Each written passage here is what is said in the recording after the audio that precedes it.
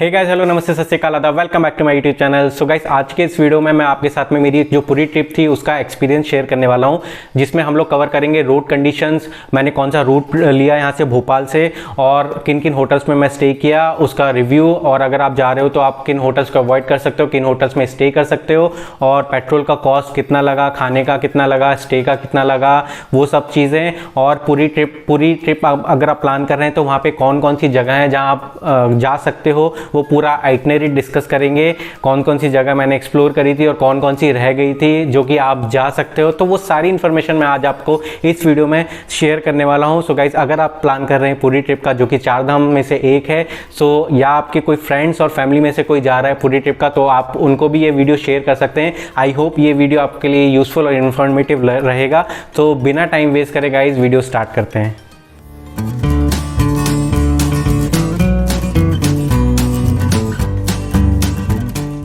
So guys, सबसे पहले बात करें अगर रूट की, तो मैंने रूट लिया था भोपाल से नागपुर, नागपुर से फिर रायपुर, रायपुर से फिर मैं पुरी गया था। तो ये पूरा ट्रिप हम लोग का 9 दिन का था, जिसमें मैं और मेरा फ्रेंड गए हुए थे। और जो मैं निकला था, मैं भोपाल से निकला था और मेरा जो फ्रेंड था वो पुणे से आया था। तो हम लोग के लिए कॉमन पॉइंट नागपुर था, इसलिए हम लोगों ने डे 1 में प्लान किया था कि मैं भोपाल से निकलूँगा नागपुर के लिए और वो निकलेगा पुणे से नागपुर के लिए। तो ऐसा कुछ प्लान था हम लोग का, लेकिन वो प्लान एग्जीक्यूट नहीं हो पाया क्योंकि उसमें कुछ चैलेंजेस आए। मेरे फ्रेंड को, जो कि पुणे से आ रहा था, उसको बहुत ही वेदर कंडीशन एक तो ख़राब था उस टाइम पे, और जो रोड कंडीशंस था वो भी बेकार था। तो वो डे 1 में नागपुर नहीं पहुंच पाया था, उसको पहले ही 150-200 किलोमीटर्स पहले उसको स्टे करना पड़ा था उस नाइट को। सो ऐसे करके हमारा थोड़ा सा प्लान इधर उधर हो गया था। फिर डे 2 में हम लोग निकले थे नागपुर से रायपुर। तो नागपुर से रायपुर है 285 किलोमीटर्स, और फिर हम लोग जो थर्ड डे था वो हम लोग रायपुर से डायरेक्ट पुरी के लिए गए थे, जो कि अप्रॉक्स 590 किलोमीटर्स है। तो हम लोग ने डे 3 में हम लोग फिर पुरी पहुंच जाते हैं। तो अगर मैं बात करूं होटल्स की, तो होटल्स में सबसे पहले मैं जो नागपुर में स्टे किया था वो हम लोग ने पहले ओयो से जो होटल बुक किया था उस होटल में हम लोग नहीं रुके, क्योंकि वहाँ पे जो दिख रहा था और जो एक्चुअल में था उसमें बहुत ज़मीन आसमान का फ़र्क था। उसके लिए ऑलरेडी मैंने एक वीडियो बना के रखा है, तो अगर आप वो देखना चाहते हैं तो आप वो देख सकते हैं मेरे वीडियो की प्लेलिस्ट में। तो मैंने वहाँ पे फिर जो होटल्स थे वो सर्च किए नागपुर में, और मुझे एक होटल राजधानी करके मिला, तो मैं वहाँ पे स्टे किया। उसके लिए मुझे 1 नाइट के लिए 1000 रुपीज़ कुछ चार्ज हुआ था।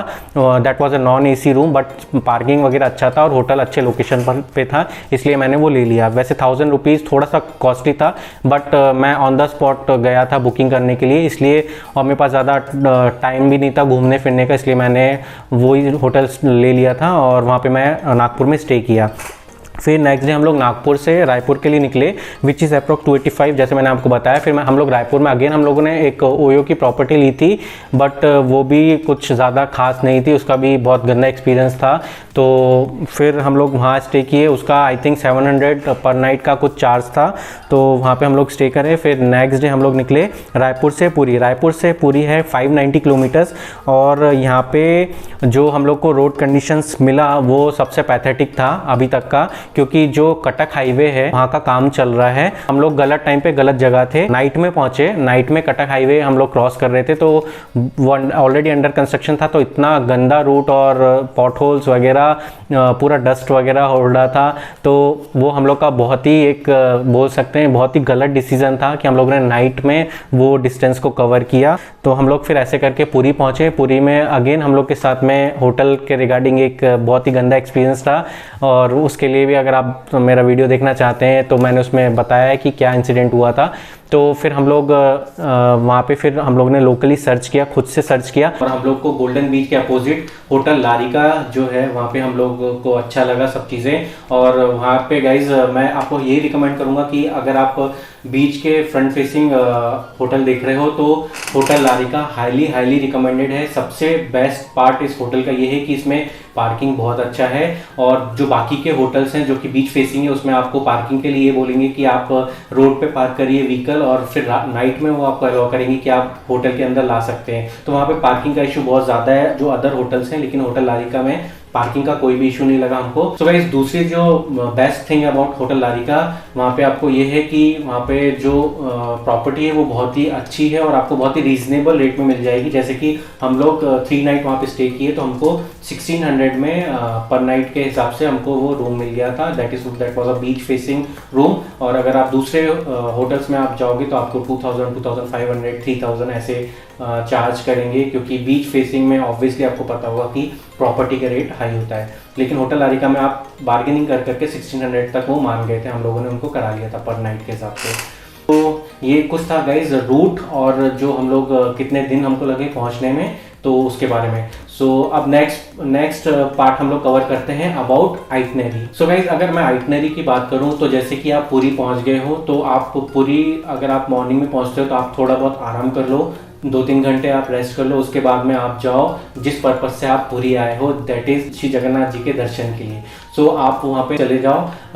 नॉर्मली वहाँ पे अगर आप जैसे उनका रथ यात्रा के टाइम अगर आप नहीं जाते हो तो इतना ज़्यादा आपको क्राउड नहीं मिलेगा, तो आप उधर जाइए। आपको आधे घंटे में आपका जो लाइन लगती है वो आपका नंबर आ जाएगा। और कोविड-19 गाइडलाइंस के लिए आपको वहाँ पे अगर आप दोनों वैक्सीनेशन आपको लग चुका है तो उसका आपको सर्टिफिकेट लेके जाना है, वो मैंडेटरी है।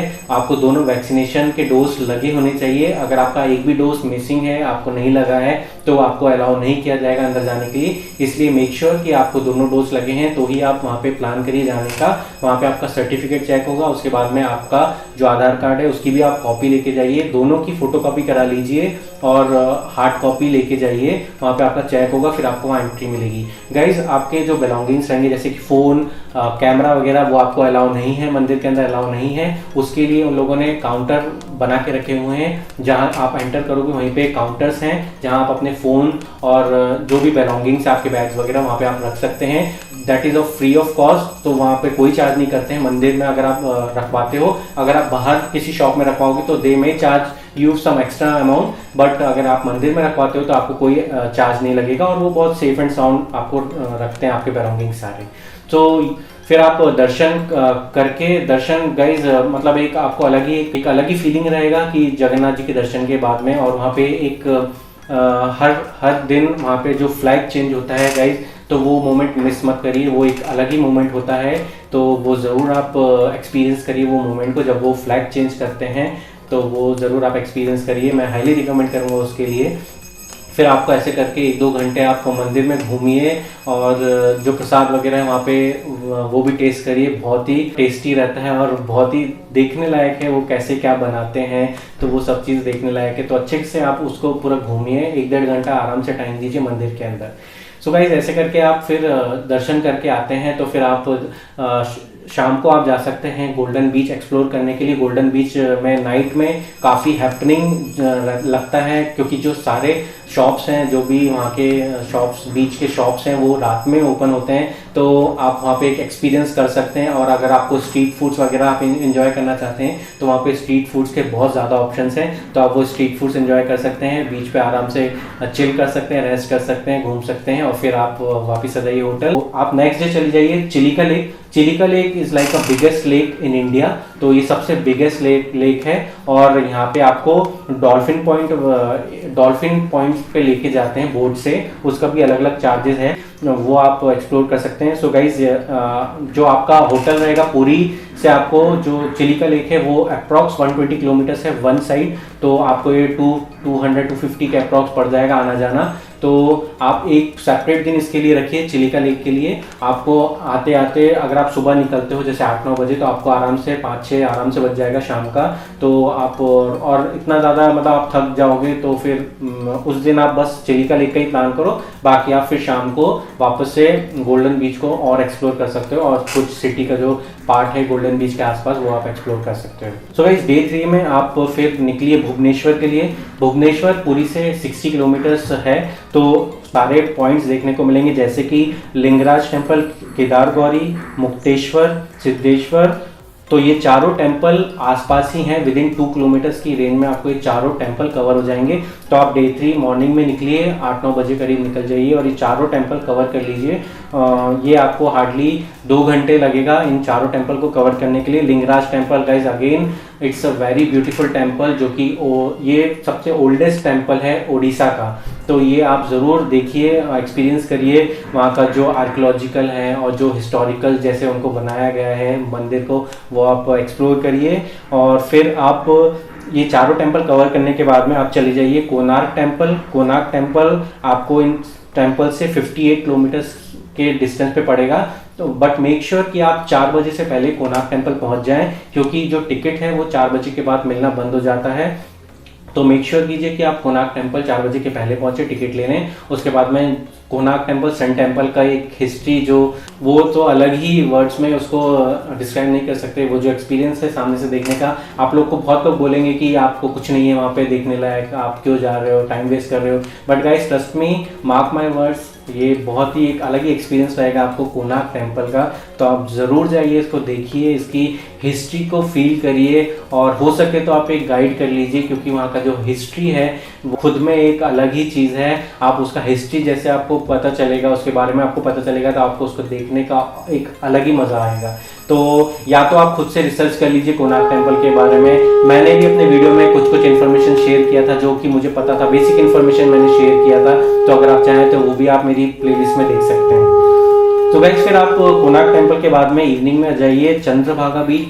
Chandrabhaga beach is very famous for sunset point. वहाँ पे सनसेट के लिए लोग जाते हैं बहुत दूर दूर से। तो Chandrabhaga beach is very famous for sunset. तो आप इवनिंग वहाँ स्पेंड करिए, सनसेट का मज़ा लीजिए, और उसके बाद में फिर आप अपने वापस होटल आ जाइए। सो गाइस डे 4 जो कि हम लोग का जो लास्ट डे था, मतलब हम लोग ने 4 दिन वहाँ पे स्टे किया था। तो डे 4 में हम लोग भुवनेश्वर वापस गए। वहाँ पे आप खंडगिरी केव्स, उदयगिरी केव्स, ये दोनों आर्कियोलॉजिकल और हिस्टोरिकल पर्पस, अगर आप इंटरेस्टेड हैं तो बहुत कुछ आपको देखने को मिलेगा। यहाँ पे बहुत ही हिस्टोरिकल चीज़ें आपको देखने को मिलेंगी, मॉन्यूमेंट्स वगैरह, केव्स, सारी चीज़ें आपको देखने को मिलेंगी। Khandagiri caves and Udayagiri caves opposite ही हैं, एक दूसरे के एकदम आसपास हैं। तो आप एक जगह गाड़ी पार्क करके इन दोनों जगहों को कवर कर सकते हैं। गाइस फिर अगर आप जू देखना चाहते हैं तो एक वहाँ पे नंदन कानन जू है, तो आप वहाँ पे जा सकते हैं। बट हम लोग नहीं जा पाए थे नंदन कानन जू, क्योंकि हम लोग वैसे भी हम लोग का शेड्यूल थोड़ा सा टाइट था, इस वजह से हम लोग नहीं जा पाए थे। तो गाइज ये कुछ जगह हैं जो आप कवर कर सकते हो अपनी पूरी ट्रिप में। सो गाइज अगर आप इतनी दूर जा रहे हैं और आप शॉपिंग ना करें तो ऐसा तो हो ही नहीं सकता। सो मैं आपको कुछ चीज़ें बता देता हूँ जो कि वहाँ पे बहुत ज़्यादा फेमस हैं। तो जैसे कि मैंने वहाँ पे कुछ मॉन्यूमेंट्स परचेज़ किए थे, जैसे कि था कोणार्क टेम्पल का एक जो जगन्नाथ टेम्पल जी का जो स्टैचू था, मॉन्यूमेंट था, वो मैंने लिया था। फिर श्री जगन्नाथ जी का जो स्टैचू है मैंने लिया था। तो ऐसे आप कुछ मॉन्यूमेंट्स ले सकते हो अपने घर के डेकोरेशंस के लिए। उसके बाद में जो वहाँ पे सबसे फेमस है दैट इज़ संबलपुर साड़ी। तो मैं अपने जैसे मदर और मैं अपनी वाइफ के लिए मैं वो साड़ी लेके आया था and they were very happy, क्योंकि वो संबलपुर साड़ी काफ़ी फेमस है वहाँ पे। तो आप भी अगर ख़रीदना चाहो तो आप वो ख़रीद सकते हो।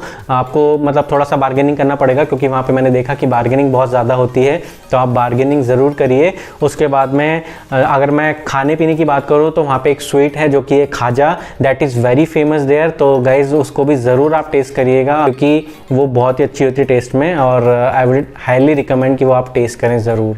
सो गाइज ये कुछ था आपकी शॉपिंग लिस्ट के बारे में। सो गाइज अब बात करते हैं कि मुझे कितना एक्सपेंस लगा इन सब चीज़ों में। जैसे कि पेट्रोल, तो मैं पेट्रोल का बता दूं कि मैंने जो किलोमीटर्स कवर किए थे वो 2836।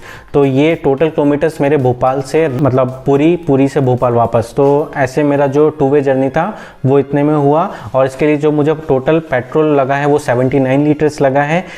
मैंने एवरेज वैल्यू पेट्रोल का 110 लेके चला हूँ, क्योंकि हर स्टेट में डिफरेंट था। जैसे कि मैं मध्य प्रदेश में से निकला था, तो मध्य प्रदेश में सबसे ज़्यादा मुझे 118 रुपये पर लीटर पेट्रोल था। फिर मैं जैसे छत्तीसगढ़ पहुंचा तो मुझे वहाँ पे थोड़ा कम मिला, और फिर उसके बाद में उड़ीसा में काफ़ी कम था, 103 102 ऐसे था। लेकिन मैंने एक एवरेज वैल्यू लेके रखा है 110, तो उसके अकॉर्डिंग मैंने वो पूरा कैलकुलेट किया। तो मुझे जो माइलेज निकल के आया दैट इज़ 36 किलोमीटर पर litre for my 400 cc Dominar, which is very good.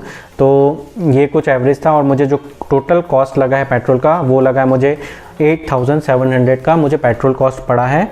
और मैं अदर एक्सपेंसेस की अगर बात करूं, जैसे होटल, फूड, और मेरा जो मेन था वो तो मेरा शॉपिंग में ही हो गया था। तो शॉपिंग में भी मेरा अच्छा खासा खर्चा हुआ था। वो सारी चीज़ें इंक्लूड करके 7200 का मुझे मेरा जो अदर एक्सपेंसेस था वो, तो मैं पेट्रोल और ये वाला इंक्लूड करता हूं तो मुझे 16000 का ये पूरा ट्रिप मुझे खर्चा आया था, जो भी मेरा एक्सपेंस था। ये कुछ था गाइज एक्सपेंस का। सो गाइज आई थिंक मैंने सारे पॉइंट्स कवर कर लिए, जो भी मेरा पूरी ट्रिप का एक्सपीरियंस था वो उसके रिगार्डिंग सारी चीज़ें। और आई होप आपको ये वीडियो यूज़फुल रहेगा, इन्फॉर्मेटिव रहेगा। अगर आप पूरी ट्रिप का प्लान कर रहे हैं या आपके कोई फ्रेंड्स और फैमिली में से भी कोई जाना चाह रहा है तो आपको ये वीडियो शेयर कर सकते हैं उनके साथ में, ताकि उनके लिए भी एक यूज़फुल रहेगा, वो अच्छे से बेटर तरीके से अपनी पूरी ट्रिप को प्लान कर सकते हैं। सो गाइज बस मैं एक्सपेक्ट करता हूँ कि मेरा ये वीडियो आपके लिए थोड़ा बहुत भी यूज़फुल रहा होगा, तो आप इसको लाइक करके ज़रूर जाना और सब्सक्राइब कर देना मेरे चैनल को, ताकि आप तक ऐसे वीडियोस आते रहें। तो गाइज बस मिलेंगे एक नई वीडियो में, तब तक के लिए ride safe, wear helmet and bye bye.